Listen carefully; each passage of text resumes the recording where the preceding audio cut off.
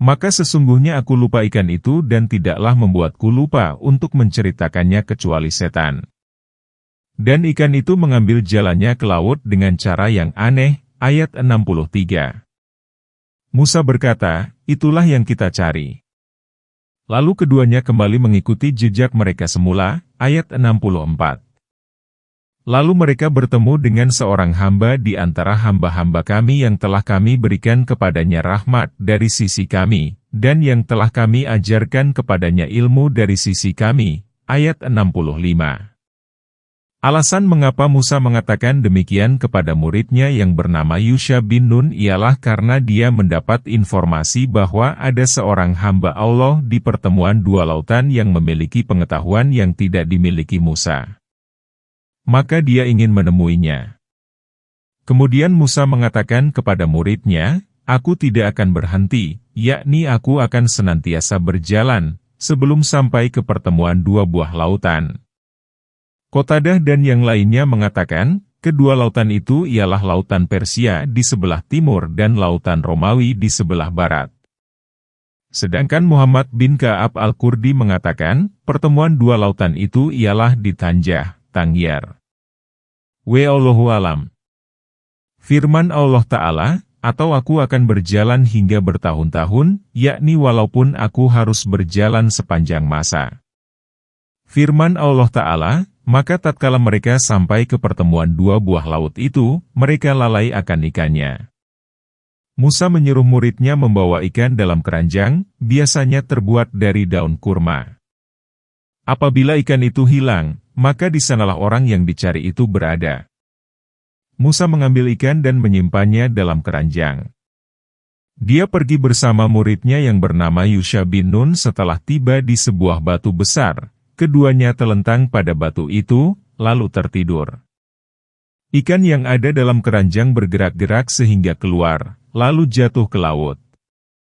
Ikan mengambil jalannya di laut dan bergerak di atas air seperti fata morgana di permukaan bumi, tanpa menyentuhnya. Tidaklah ikan itu melintasi jalan melainkan air yang dilaluinya membeku.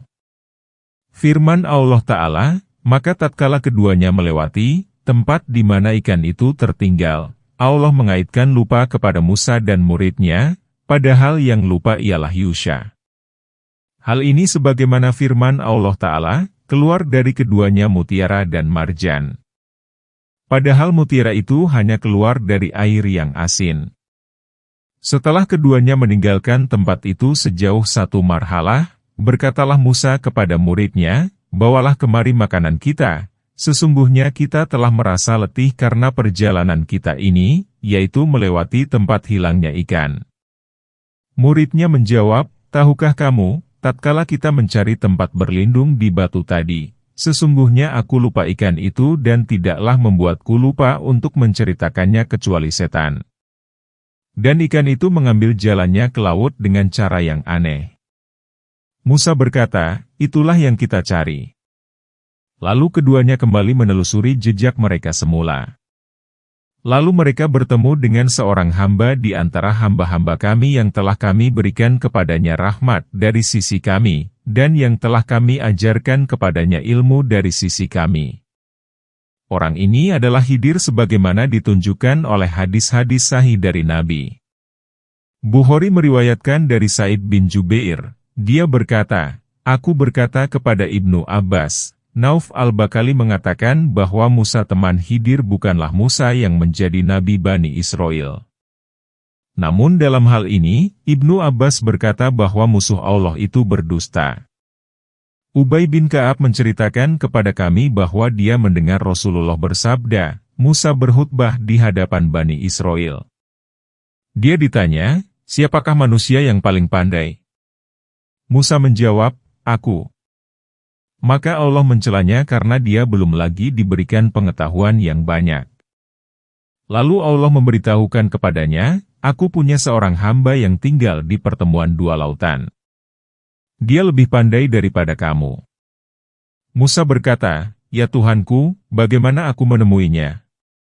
Allah menjawab, bawalah ikan dan simpanlah di keranjang. Di mana saja ikan itu hilang, disitulah hambaku berada. Kemudian Musa mengambil ikan dan menyimpannya di keranjang. Musa pergi ditemani muridnya bernama Yusha bin Nun. Setelah keduanya sampai di batu besar, keduanya telentang di atas batu itu dan tertidur. Ikan yang ada dalam keranjang bergerak-gerak, lalu keluar dan jatuh ke laut. Ikan itu berjalan di atas laut seperti fata morgana. Allah membekukan air yang dilalui ikan sehingga air itu seperti titian. Tatkala keduanya bangun, muridnya lupa memberitahukan ihwal ikan itu. Lalu keduanya pergi menghabiskan sisa siang dan sepanjang malam. Pada pagi hari Musa berkata kepada muridnya, "Bawalah kemari makanan kita, sesungguhnya kita telah merasa letih karena perjalanan ini." Musa tidak merasa letih sebelum melintasi tempat seperti yang ditunjukkan Allah kepadanya. Pemuda berkata kepada Musa, "Tahukah kamu tatkala kita mencari tempat berlindung di batu tadi, maka sesungguhnya aku lupa ikan itu dan tidaklah membuatku lupa untuk menceritakannya kecuali setan. Dan ikan itu mengambil jalannya ke laut dengan cara yang aneh." Ubay berkata, "Ikan berjalan di atas air seperti fata morgana," sedang Musa dan muridnya keheranan. Musa berkata, "Itulah yang kita cari." Lalu keduanya kembali menelusuri jejak mereka semula. Ubay berkata, keduanya kembali menelusuri jejak itu hingga tiba pada batu besar. Ternyata di sana ada seorang laki-laki berpakaian lengkap. Musa memberi salam kepadanya. Khidir berkata, "Sesungguhnya aku berada di negeri Mu dengan damai." Musa berkata, "Aku Musa." Khidir berkata, "Musa Bani Israel?" Musa membenarkannya. Musa berkata, "Aku datang menemuimu agar engkau mengajariku sebagian ilmu yang benar yang telah diajarkan kepadamu." Dia menjawab, "Sesungguhnya kamu sekali-kali tidak akan sanggup sabar bersamaku, hai Musa. Sesungguhnya aku memiliki sebagian pengetahuan Allah yang diajarkan kepadaku yang tidak kamu ketahui, dan engkau pun memiliki sebagian pengetahuan Allah yang diajarkan kepadamu yang tidak aku ketahui." Musa berkata, "Insya Allah kamu akan mendapati aku sebagai seorang yang sabar dan aku tidak akan menentangmu dalam suatu urusan pun." Khidir berkata, "Jika kamu mengikuti aku, maka janganlah kamu menanyakan kepadaku tentang sesuatu apapun sampai aku sendiri menerangkannya kepadamu." Kemudian keduanya berjalan di pantai. Tiba-tiba melintaslah sebuah perahu. Mereka meminta kepada awak perahu agar ikut membawanya. Awak perahu mengenali Khidir. Mereka pun naik tanpa membayar sewa. Setelah keduanya naik perahu, tiba-tiba Khidir mencopoti papan perahu satu demi satu dengan kapak. Musa berkata kepada Khidir, "Mereka telah membawa kita tanpa meminta bayaran, lalu kamu merusak perahunya. Mengapa kamu melubanginya yang akibatnya menenggelamkan penumpangnya? Sesungguhnya kamu telah berbuat kesalahan yang besar."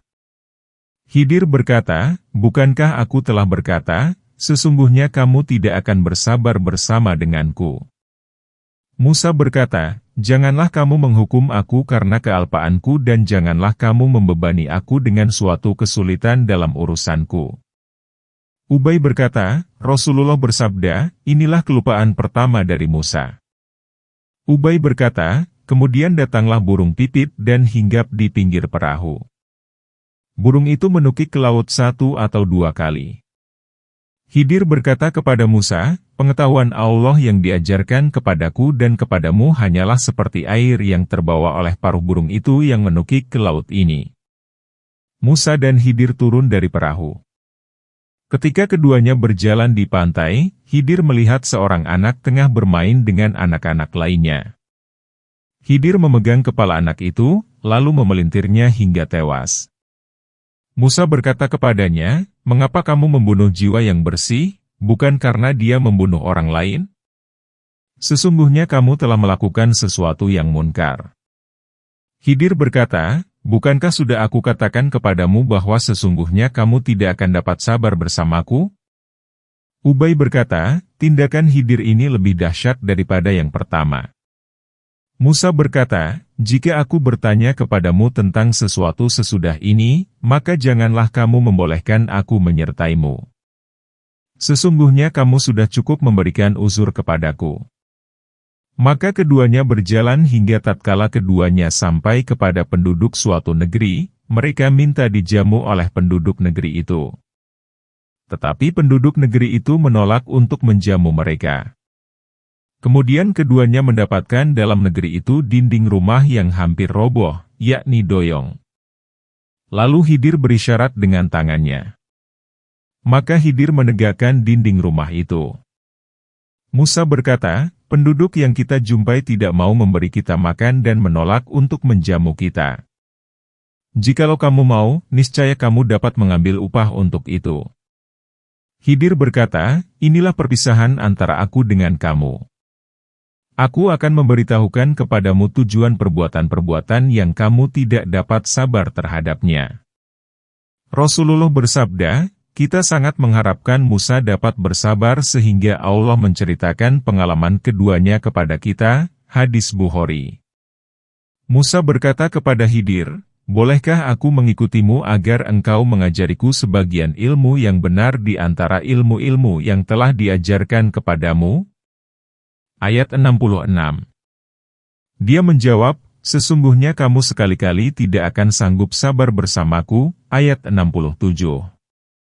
Dan bagaimana kamu dapat sabar atas sesuatu yang kamu belum mempunyai pengetahuan yang cukup tentang hal itu?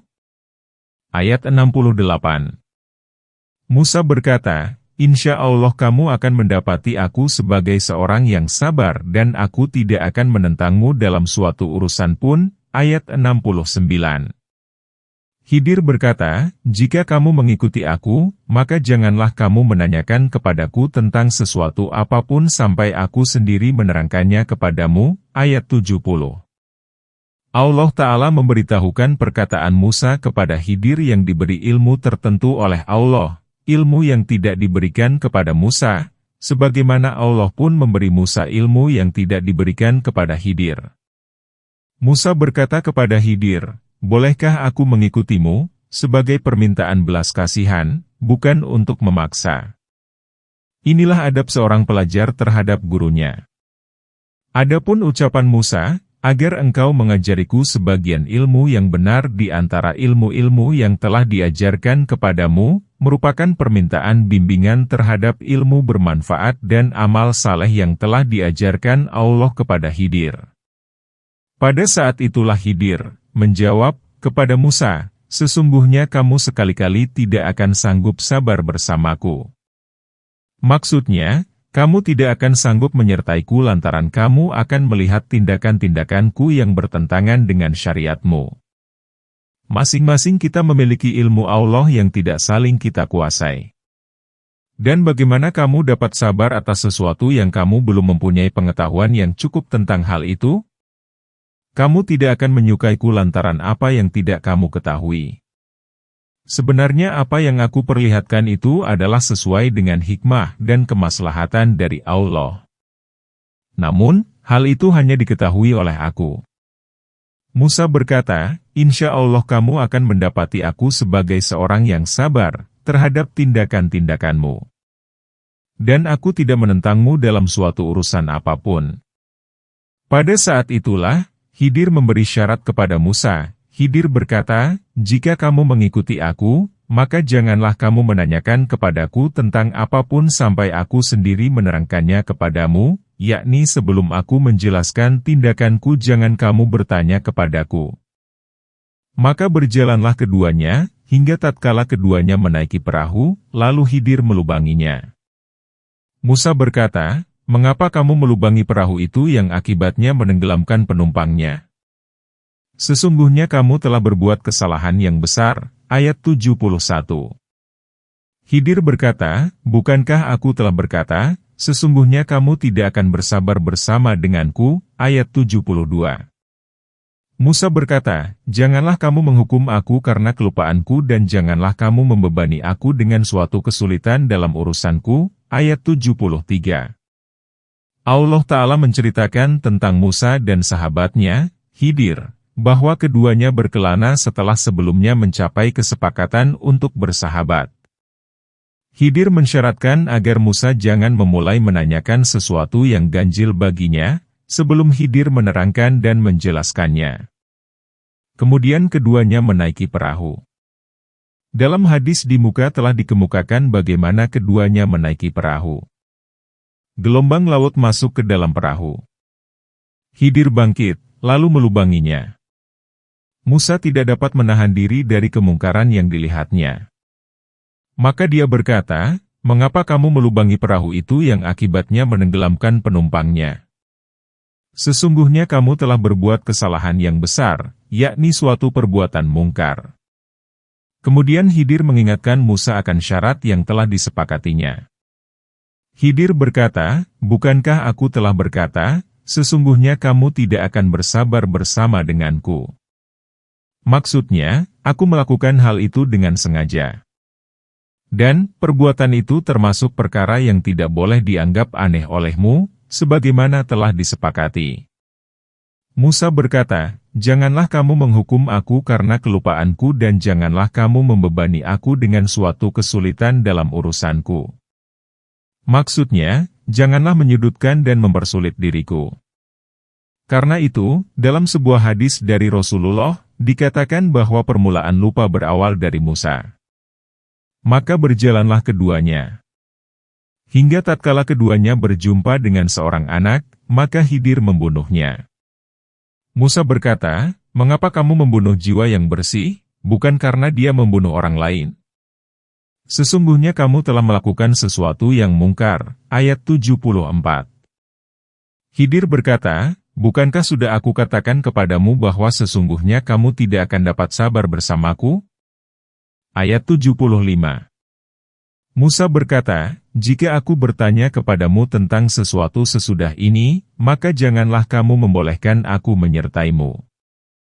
Sesungguhnya kamu sudah cukup memberikan uzur kepadaku." Ayat 76. Allah Ta'ala berfirman, "Maka berjalanlah keduanya, setelah itu, hingga tatkala keduanya berjumpa dengan seorang anak, maka Khidir membunuhnya. Anak itu tengah bermain dengan anak-anak lainnya. Dia adalah anak yang paling baik dan tampan di antara anak-anak lainnya." Diriwayatkan bahwa Khidir memenggal kepalanya. Ada juga yang mengabarkan bahwa Khidir memukulnya dengan batu, atau Khidir memelintir kepalanya. Wallahu alam. Musa lebih merasa heran atas perbuatan Khidir daripada perbuatannya yang pertama. Musa berkata, "Mengapa kamu membunuh jiwa yang bersih, yang masih kecil dan belum lagi melakukan keburukan dan dosa? Engkau telah membunuhnya, bukan karena dia membunuh orang lain, yakni tanpa ada alasan untuk membunuhnya. Sesungguhnya kamu telah melakukan sesuatu yang mungkar, yakni yang jelas kemungkarannya." Khidir berkata, "Bukankah sudah aku katakan kepadamu bahwa sesungguhnya kamu tidak akan dapat sabar bersamaku?" Khidir kembali mengingatkan Musa akan syarat semula. Karena itu, Musa berkata kepadanya, "Jika aku bertanya kepadamu tentang sesuatu sesudah ini, maka janganlah kamu membolehkan aku menyertaimu. Sesungguhnya kamu sudah cukup memberikan uzur kepadaku. Yakni, engkau telah memaafkanku untuk kedua kalinya." Ibnu Jarir meriwayatkan dari Ubay bin Ka'ab, dia berkata, apabila Nabi menyebut seseorang, dan mendoakan baik untuknya, beliau memulai untuk diri sendiri. Pada suatu hari beliau bersabda, "Semoga rahmat Allah dilimpahkan kepada kami dan kepada Musa. Andaikan ia bersabar dalam menyertai temannya, niscaya akan diperlihatkan kepadanya keajaiban. Sayangnya, dia mengatakan, jika aku bertanya kepadamu tentang sesuatu sesudah ini, maka janganlah kamu membolehkan aku menyertaimu. Sesungguhnya kamu sudah cukup memberikan uzur kepadaku." Maka keduanya berjalan hingga tatkala keduanya sampai pada penduduk suatu negeri, mereka minta dijamu oleh penduduk negeri itu. Tetapi penduduk negeri itu menolak untuk menjamu mereka. Kemudian keduanya mendapatkan di negeri itu dinding rumah yang hampir roboh. Maka Khidir menegakkan dinding rumah itu. Musa berkata, "Jikalau kamu mau, niscaya kamu dapat mengambil upah untuk itu." Ayat 77. Khidir berkata, "Inilah perpisahan antara aku dan kamu. Aku akan memberitahukan kepadamu penjelasan perbuatan-perbuatan yang kamu tidak dapat sabar terhadapnya." Ayat 78. Allah Ta'ala memberitahukan bahwa keduanya berjalan, setelah 2 kali perjalanan, hingga tatkala keduanya sampai kepada penduduk suatu negeri. Menurut Ibnu Juraij, negeri ini ialah Alia, sedangkan menurut sebuah hadis negeri ini bernama Liyama alias Bahla. Tetapi penduduk negeri itu menolak untuk menjamu mereka. Kemudian keduanya mendapatkan di negeri itu dinding rumah yang hampir roboh. Maka Khidir menegakkan dinding rumah itu, yakni mengembalikannya ke posisi semula. Maka saat itulah Musa berkata, "Jikalau kamu mau, niscaya kamu dapat mengambil upah untuk itu. Karena mereka tidak mau menjamu kita, maka sebaiknya engkau jangan bekerja untuk mereka secara gratis." Khidir berkata, "Inilah perpisahan antara aku dan kamu, karena kamu mensyaratkan ketika membunuh anak bahwa apabila kamu menanyakan sesuatu kepadaku setelah itu, maka aku dapat meninggalkanmu. Jadi, inilah perpisahan antara aku dan kamu. Aku akan memberitahukan kepadamu penjelasan perbuatan-perbuatan yang kamu tidak dapat sabar terhadapnya. Adapun perahu itu adalah milik orang-orang miskin yang bekerja di laut. Dan aku bertujuan hendak merusakkan perahu itu, karena di hadapan mereka ada seorang raja yang merampas tiap-tiap perahu." Ayat 79. Inilah penjelasan persoalan yang dianggap muskil, kesulitan, oleh Musa dan dipandang mungkar lahiriahnya. Sesungguhnya Allah telah menunjukkan Khidir kepada hikmah batiniah. Maka dia berkata, "Sesungguhnya perahu itu aku lubangi supaya cacat, karena para pemiliknya akan membawa perahu melintasi seorang raja yang zalim, yang akan merampas tiap-tiap perahu yang baik. Aku hendak merusaknya supaya raja tidak merampasnya, karena jelek." Dengan demikian, perahu ini masih dapat dimanfaatkan para pemiliknya yang miskin itu, yang tidak memiliki barang berharga lainnya selain perahu. Dan adapun anak itu, maka kedua orang tuanya adalah orang-orang mukmin, dan kami khawatir bahwa dia akan mendorong kedua orang tuanya itu kepada kesesatan dan kekafiran. Ayat 80. Dan kami menghendaki supaya Tuhan mereka mengganti bagi mereka dengan anak lain yang lebih baik kesuciannya daripada anaknya itu dan lebih dalam kasih sayangnya. Ayat 81. Diriwayatkan dari Ibnu Abbas, dari Ubay bin Ka'ab, dari Nabi, beliau bersabda, "Anak yang dibunuh Khidir telah ditetapkan wataknya pada masa penetapan sebagai orang kafir." Karena itu, Khidir berkata, "Dan adapun anak itu, maka kedua orang tuanya adalah orang-orang mukmin, dan kami khawatir bahwa dia akan mendorong kedua orang tuanya itu kepada kesesatan dan kekafiran." Maksudnya, rasa cinta kepada anak itu mendorong kedua orang tuanya untuk mengikuti anaknya dalam kekafiran. Dalam hadis dikatakan, tidaklah Allah menetapkan suatu ketetapan bagi seorang mukmin melainkan ketetapan itu baik baginya. Allah Ta'ala berfirman, "Boleh jadi kamu membenci sesuatu, padahal ia lebih baik bagimu."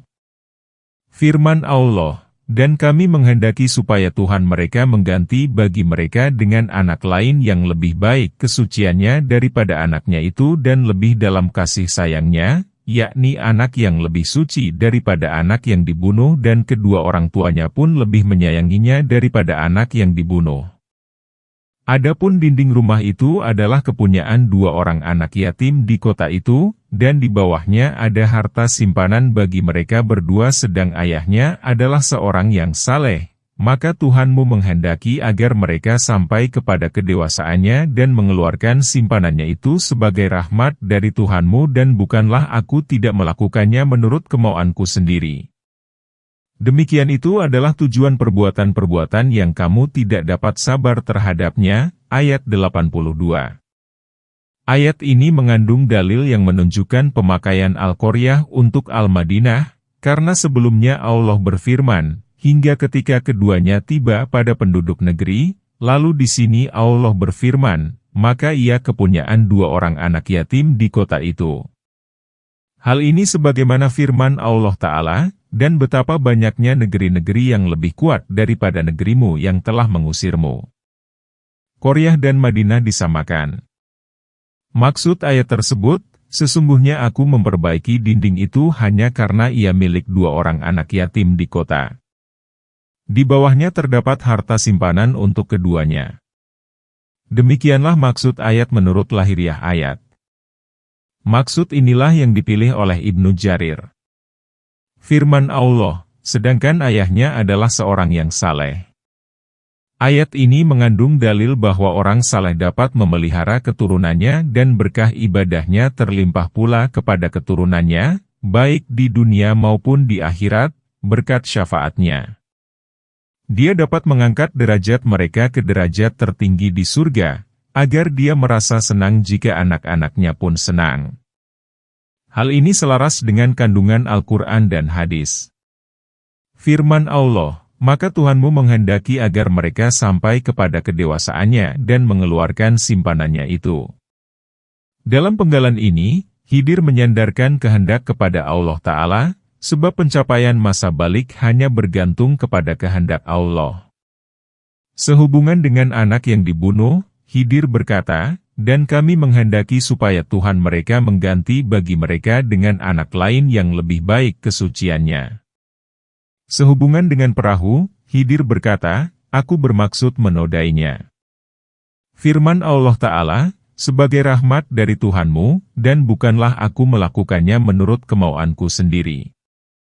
Ketiga tindakan yang telah aku lakukan itu semata-mata merupakan rahmat dari Allah bagi orang-orang yang telah disebutkan, yaitu para pemilik perahu, kedua orang tua anak, dan kedua anak orang saleh. Aku tidak bertindak atas dasar kepentinganku, namun atas dasar perintah dan persetujuan.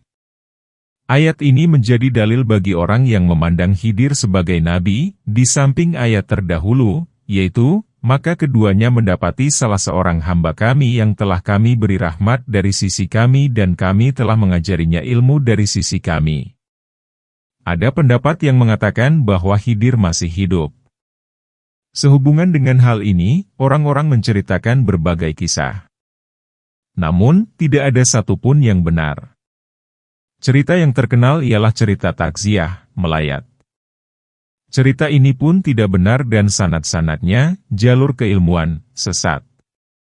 Para ulama lain mensahihkan pernyataan bahwa Khidir tidak hidup, sudah mati seperti para nabi lainnya, termasuk Nabi, semoga sholawat dan salam Allah dilimpahkan kepada mereka semua. Kematian Khidir itu didasarkan atas dalil-dalil ini. Pertama, firman Allah, dan tidaklah kami memberikan kehidupan abadi kepada manusia sebelum kamu. Kedua sabda Nabi pada Perang Badar, ya Allah, jika engkau membinasakan golongan ini, maka engkau tidak akan disembah lagi di muka bumi.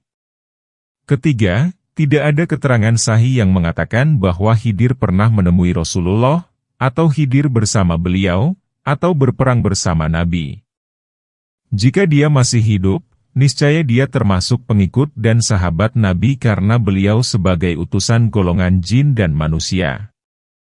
Beliau bersabda, jika Musa masih hidup, niscaya ia tidak dapat mengelak kecuali mengikutiku. Keempat, berita yang disampaikan Rasulullah menjelang wafat, tidak ada orang yang hidup di muka bumi hingga 100 tahun melainkan pada malam ke-100 matanya menutup. Dan dalil-dalil lainnya. Dalam Sahih Bukhari diriwayatkan dari Abu Hurairah bahwa Rasulullah bersabda, Khidir dinamai Khidir karena dia duduk di atas anyaman dari daun kering, tikar. Tiba-tiba anyaman itu berguncang karena daun hijau, hadbra, hadis Bukhari. Firman Allah Ta'ala, demikian itu adalah tujuan perbuatan-perbuatan yang kamu tidak dapat sabar terhadapnya. Yakni, inilah penjelasan tindakan yang membuatmu geleng-geleng kepala dan tidak sabar seperti aku katakan sejak dini. Setelah Khidir menjelaskan, menerangkan, menafsirkan, dan melenyapkan kemuskilan, kesulitan, dia berkata, kamu sanggup. Sebelum itu, kemuskilan, kesulitan, sangat kuat dan berat. Maka Khidir berkata, aku akan memberitahukan kepadamu penjelasan perkara yang tidak tahan kamu hadapi. Khidir malah menambah persoalan yang berat dengan yang lebih berat lagi dan yang ringan dengan yang lebih ringan. Hal ini seperti firman Allah Ta'ala, maka mereka tidak dapat mendakinya dan tidak pula melubanginya. Melubangi lebih berat daripada mendaki. Jadi, setiap ungkapan disejajarkan dengan ungkapan lain yang selaras lafal dan maknanya. Wallahu alam. Dan mereka akan bertanya kepadamu tentang Zulkarnain. Katakanlah, aku akan membacakan kepadamu ceritanya, ayat 83. Sesungguhnya kami akan memberi kekuasaan kepadanya di bumi, dan kami telah memberikan kepadanya jalan segala sesuatu, ayat 84. Allah Ta'ala berfirman kepada Nabi, dan mereka akan bertanya kepadamu, hai Muhammad, tentang Zulkarnain, yakni tentang ceritanya. Sebelumnya sudah dikemukakan bahwa kafir Quraisy mengirimkan utusan kepada ahli kitab guna menanyakan perkara untuk menguji Nabi. Ahli kitab berkata, tanyakanlah kepadanya tentang seorang pengelana di bumi, tentang sekelompok pemuda dan perilakunya, dan tentang ruh. Maka diturunkanlah surah Al-Kahfi yang di dalamnya dikatakan, dan mereka akan bertanya kepadamu tentang Zulkarnain. Katakanlah, aku akan membacakan kepadamu ceritanya. Sebagian ulama berpendapat bahwa Zulkarnain itu orang Romawi. Pendapat ini tidak benar.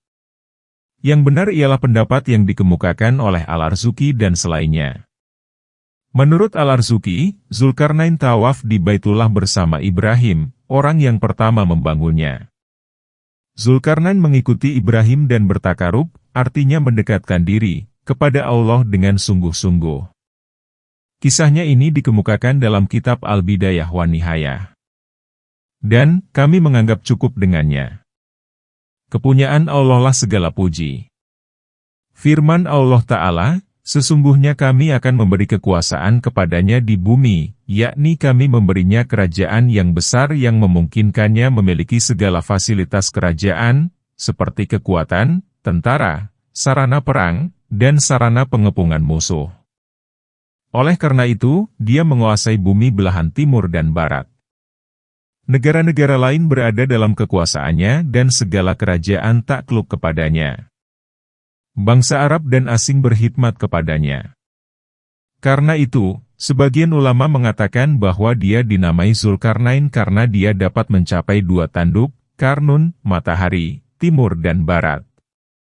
Firman Allah Ta'ala, dan kami telah memberikan kepadanya jalan segala sesuatu, adalah seperti firman Allah Ta'ala tentang Balkis, dan dia diberi segala sesuatu, yakni berbagai kerajaan. Allah memudahkan bagi Zulkarnain semua jalan dan sarana untuk menaklukkan wilayah dan daerah, mematahkan musuh-musuh, menaklukkan kerajaan-kerajaan bumi, dan menghinakan kaum musyrik. Dia diberi segala sarana yang diperlukan. Wallahu alam.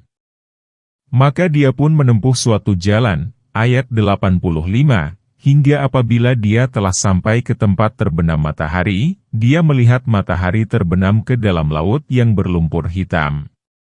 Dan dia menjumpai segolongan umat. Kami berkata, hai Zulkarnain, kamu boleh menyiksa atau boleh berbuat kebaikan terhadap mereka, ayat 86. Zulkarnain berkata, adapun orang yang aniaya, maka kami akan mengazabnya. Kemudian dia dikembalikan kepada Tuhannya, lalu Tuhan mengazabnya dengan azab yang tidak ada taranya, ayat 87. Adapun orang yang beriman dan beramal saleh, maka baginya pahala yang baik sebagai balasan dan kami akan titahkan kepadanya perintah-perintah kami yang mudah, ayat 88.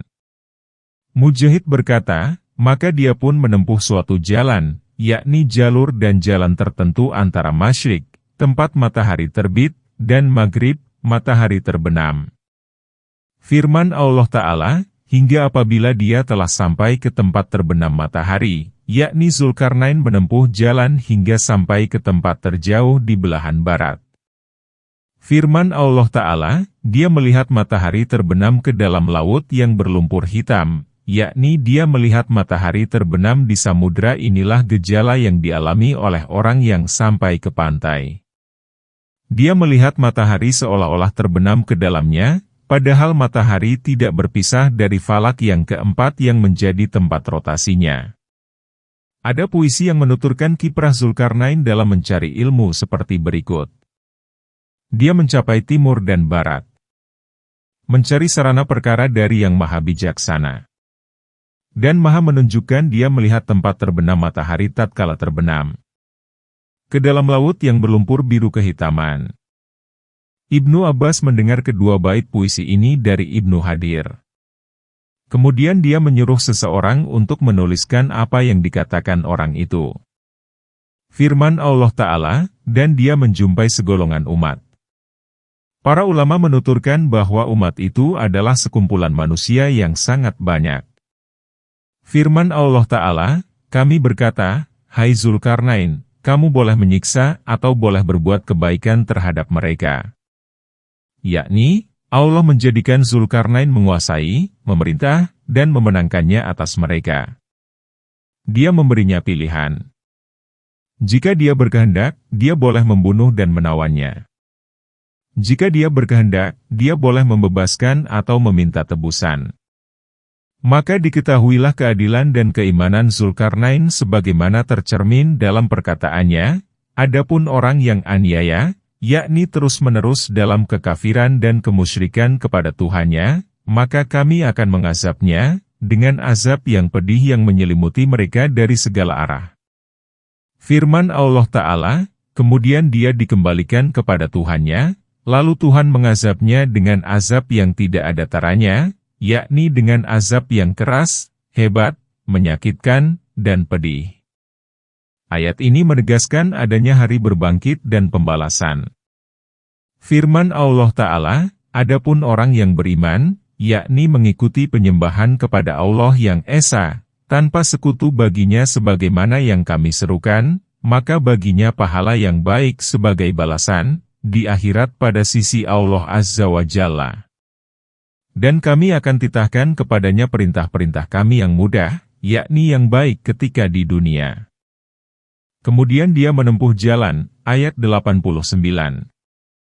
Hingga apabila dia sampai pada tempat terbit matahari, dia mendapati matahari itu menyinari segolongan umat yang kami tidak menjadikan bagi mereka sesuatu yang melindunginya dari matahari, ayat 90. Demikianlah, dan sesungguhnya ilmu kami meliputi segala apa yang ada padanya, ayat 91. Allah Ta'ala berfirman, kemudian dia menempuh jalan. Dia berjalan dari tempat terbenam matahari ke tempat terbitnya. Setiap kali dia melewati suatu umat, maka dia mengalahkan, menguasai, dan mengajak mereka kepada Allah Ta'ala, apabila mereka menaatinya. Jika tidak, maka dia menaklukkan, menghinakan, mengambil harta dan barang-barang mereka, serta menjadikan sebagian mereka sebagai tentaranya untuk memerangi daerah lain yang akan dihadapi. Hingga apabila dia sampai pada tempat terbit matahari, dia mendapati matahari itu menyinari segolongan umat yang kami tidak menjadikan bagi mereka sesuatu yang melindunginya dari matahari. Maksudnya, tidak ada bangunan yang mereka tempati dan tidak ada pepohonan yang meneduhi dan menaungi mereka dari panasnya sinar matahari. Said bin Jubair berkata, keadaan mereka berwarna merah, tubuhnya pendek-pendek, tinggal di goa-goa, dan mayoritas penghidupan mereka menangkap ikan. Diriwayatkan dari Qatadah bahwa mereka itu orang negro. Firman Allah Ta'ala, demikianlah, dan sesungguhnya ilmu kami meliputi segala apa yang ada padanya, yakni kami memperhatikan segala perilakunya dan perilaku tentaranya. Tidak ada satu perkara pun yang tersembunyi bagi kami walaupun para tentara itu terdiri dari bangsa dan asal daerah yang berbeda-beda, karena sesungguhnya Allah Ta'ala, tidak ada satu perkara pun baik di bumi maupun di langit yang tersamar baginya. Kemudian dia menempuh suatu jalan, ayat 92.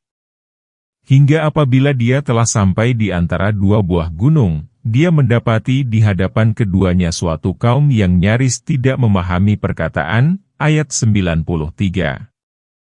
Mereka berkata, "Hai Zulkarnain, sesungguhnya Yajuj dan Majuj itu orang-orang yang membuat kerusakan di muka bumi, maka dapatkah kami memberikan suatu pembayaran kepadamu supaya kamu membuat dinding antara kami dan mereka?" Ayat 94.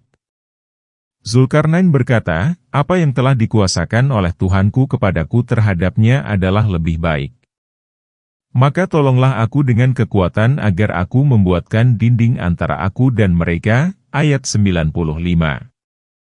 "Berilah aku potongan-potongan besi. Hingga apabila besi itu telah sama rata dengan kedua gunung itu, berkatalah Zulkarnain, tiuplah. Hingga apabila besi itu telah menjadi api, dia pun berkata, berilah aku tembaga agar kutuangkan ke atas besi itu." Ayat 96. Allah Ta'ala memberitahukan tentang Zulkarnain, kemudian dia menempuh suatu jalan. Yakni, dia menelusuri sebuah jalan dari bumi bagian timur. Hingga apabila dia telah sampai di antara dua buah gunung, yaitu dua gunung yang berdekatan, di antara keduanya ada celah, dari celah itulah Yajuj dan Majuj menyerbu negara Turki. Di sana mereka membuat kerusakan dan membinasakan tanaman serta keturunan. Firman Allah Ta'ala, dia mendapati di hadapan keduanya suatu kaum yang nyaris tidak memahami perkataan, karena bahasanya demikian asing dan terisolasi dari manusia. Mereka berkata, "Hai Zulkarnain, sesungguhnya Yajuj dan Majuj itu orang-orang yang membuat kerusakan di muka bumi, maka dapatkah kami memberikan suatu pembayaran kepadamu supaya kamu membuat dinding antara kami dan mereka?" Maksudnya, mereka bermaksud mengumpulkan harta untuk diberikan kepadanya agar dia membuat benteng antara umat itu dan Yajuj Majuj. Maka Zulkarnain berkata dengan nada memelihara kesucian diri, etis, sopan, dan bertujuan untuk kebaikan, "Apa yang telah dikuasakan oleh Tuhanku kepadaku terhadapnya adalah lebih baik." Yakni, kerajaan dan kemampuan yang telah diberikan Allah kepadaku adalah lebih baik daripada apa yang kalian kumpulkan. Maka tolonglah aku dengan kekuatan, yakni dengan tenaga dan alat-alat untuk membangun, agar aku membuatkan dinding antara aku dan mereka. Berilah aku potongan-potongan besi yang seperti bata. Dikatakan bahwa setiap bata itu sebesar lempengan jembatan Damaskus, atau lebih besar lagi. Hingga apabila besi itu telah sama rata dengan kedua gunung itu, yakni potongan besi itu disusun dari dasar hingga apabila telah sama rata dengan puncak gunung baik tinggi maupun lebarnya, dan orang-orang berselisih mengenai jarak panjang dan lebarnya, berkatalah Zulkarnain, tiuplah. Yakni, bakarlah ia dengan api hingga seluruhnya menjadi api. Hingga apabila besi itu telah menjadi api, dia pun berkata, berilah aku tembaga agar kutuangkan ke atas besi itu.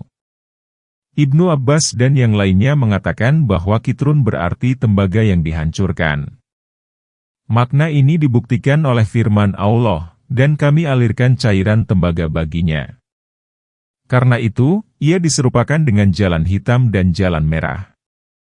Maka mereka tidak dapat mendakinya dan mereka tidak dapat melubanginya. Ayat 97. Zulkarnain berkata, ini adalah rahmat dari Tuhanku, maka apabila sudah datang janji Tuhanku, dia akan menjadikannya hancur luluh. Dan janji Tuhanku itu adalah benar. Ayat 98. Kami biarkan mereka pada hari itu bercampur aduk antara satu dan yang lain. Kemudian ditiup lagi sangkakala, lalu kami kumpulkan mereka semuanya. Ayat 99. Allah Ta'ala memberitahukan tentang Yajuj dan Majuj bahwa mereka tidak dapat melintasi benteng ini dan tidak pula dapat melubanginya dari bawah. Tatkala menaikinya lebih mudah daripada melubanginya, maka Allah memakai kata yang sama, istathau, untuk naik dan melubangi. Allah Ta'ala berfirman, maka mereka tidak dapat mendakinya dan mereka tidak dapat melubanginya.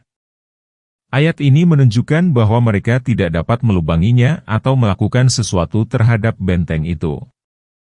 Firman Allah Ta'ala, Zulkarnain berkata, "Ini adalah rahmat dari Tuhanku." Setelah Zulkarnain selesai membangunnya, maka dia berkata, "Ini adalah rahmat dari Tuhanku bagi manusia, karena dia telah membuat benteng antara umat itu dengan Yajuj dan Majuj hingga menghalangi mereka untuk berbuat kerusakan dan gangguan di muka bumi. Maka apabila sudah datang janji Tuhanku, yakni apabila janji yang benar telah dekat, dia akan menjadikannya hancur luluh, rata dengan bumi. Dan janji Tuhanku itu adalah benar, pasti terbukti." Firman Allah Ta'ala, "Kami biarkan mereka, yakni manusia pada hari itu, yaitu pada saat benteng itu hancur sehingga Yajuj dan Majuj keluar menyerbu manusia, merusak harta benda, dan menghancurkan segala perkara.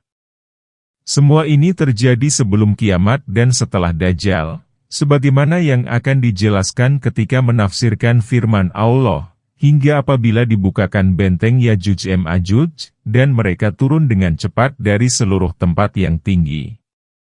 Dan telah dekatlah kedatangan janji yang benar." Sedangkan dalam surah ini Allah berfirman, "Dan kami biarkan mereka di hari itu bercampur aduk antara satu dan yang lain." As-Sidi berkata, "Inilah permulaan kiamat. Setelah itu, ditiup lagi sangkakala." Menurut hadis, sangkakala ini seperti tanduk yang ditiup. Yang meniupnya adalah Israfil.